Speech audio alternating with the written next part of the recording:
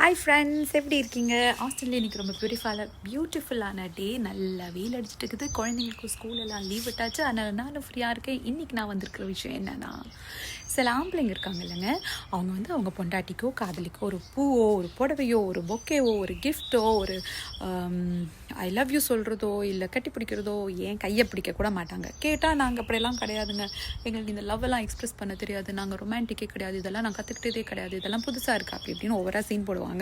ஆனால் இதே ஆம்பளைங்க தான் கோபம் வந்தால் கையில் இருக்கிறத எடுத்து உடைப்பாங்க, மூஞ்சி கிட்ட வந்து கத்துவாங்க, டென்ஷன் அடித்தா டென்ஷனை எக்ஸ்ப்ரெஸ் பண்ணுவாங்க, கோவம் வந்துச்சுன்னா வெறுப்பை வந்து எக்ஸ்ப்ரெஸ் பண்ணுவாங்க, சோகத்தை எக்ஸ்ப்ரெஸ் பண்ணுவாங்க, நல்ல கலகலன்னு மகிழ்ச்சி சிரிச்சுட்டு எக்ஸ்ப்ரெஸ் பண்ணுவாங்க. ஆனால் இவங்கனால லவ் மட்டும் எக்ஸ்ப்ரெஸ் பண்ண முடியாது. எந்த உலகத்தில் இந்த உருட்டு உலகமாக உருட்டுங்க இது.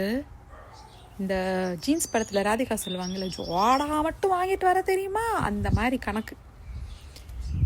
விருப்பம் மட்டும் எக்ஸ்ப்ரெஸ் பண்ண தெரியும். நான் சமைச்சது பிடிக்கலைன்னா அதில் உப்பு இல்லை, மிளகாய் இல்லை, காரம் இல்லை, புளி இல்லைன்னு குறை சொல்ல தெரியும். நான் ஏதாச்சும் பண்ணுறது பிடிக்கலன்னா ஐயோ நீ பண்ணுறது எனக்கு பிடிக்கலான்னு சொல்ல தெரியும். ஆனால் எனக்கு ஒன்று நான் உன்னை மிஸ் பண்ணுறேன், இல்லை நான் உன்னை லவ் பண்ணுறேன், இந்த ஒரு பூ வச்சுக்கோன்னு சொல்கிறத மட்டும் உங்களுக்கு தெரியாது. ஏமாந்துடாதீங்க, ஃப்ராடு பசங்க. Have a good day.